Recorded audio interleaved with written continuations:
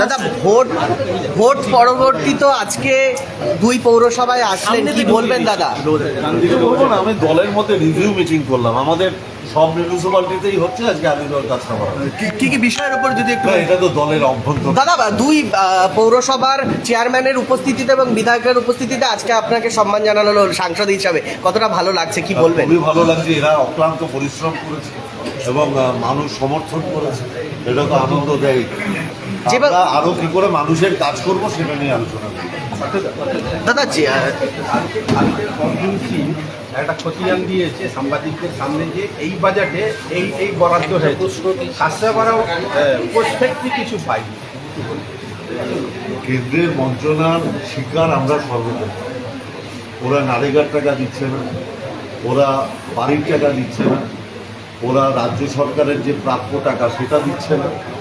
এবং আপনারা শুনলে অবাক হয়ে যাবেন, বাংলার যে কালচার, বাংলার যে সংস্কৃতি, বাংলা যে সংস্কৃতিতে সারা ভারতবর্ষের মধ্যে অগ্রগণ্য, সেই যারা নাটক করে আর কি, নাম করা মেঘনাথ ভট্টাচার্য থেকে আরম্ভ করে রুদ্রপ্রসাদ সেনগুপ্ত থেকে আরম্ভ করে দেবেশ চট্টোপাধ্যায় থেকে শুরু করে তাদেরও যে বরাদ্দ টাকা, প্রাপ্য টাকা, তারা যেটা পেত, মেঘনাথ ভট্টাচার্যের টাকা কেন্দ্রীয় সরকার বন্ধ করে দিয়েছে।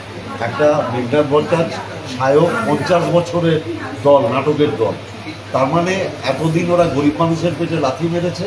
এবার বাঙালি কালচারকে আঘাত করার জন্য নাটকের দলগুলোর যে টাকা প্রাপ্য কেন্দ্রীয় সরকারের কাছ থেকে, সেই টাকাগুলো আটকে দিয়েছে। দাদা 19 থেকে বিজেপি হকার উচ্ছেদের বিরুদ্ধে নামছে, অর্জুন নামের নেতৃত্বে বলছে যে তৃণমূল বিচারিতা করছে, রেল এলাকায় যখন উচ্ছেদ করা হচ্ছে তখন তৃণমূল বিরোধিতা করছে, অথচ ফুটপাত থেকে জোর করে তুলে দেওয়া।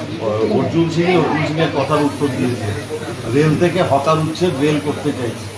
তার মানে আবার যে তাহলে ও রেলের হকার উচ্ছেদের পক্ষে, আর পিডাব্লিউডির রাস্তায় যারা জোর করে বসে আছে তাদের উচ্ছেদের বিরুদ্ধে। ওর কথার উত্তর নিজেই দিয়ে দিয়েছে। দাদা 19-এর লোকসভা দেখা গেছিল, তাদের পাশে দাঁড়াবেন কি আপনারা? আমাদের বক্তব্য হচ্ছে সরকারি জায়গায় যাতে পিডাব্লিউডির রাস্তায় এনক্রোচ করে কেউ না বসে, আমরা তার জন্য সবাইকে অনুরোধ করেছি।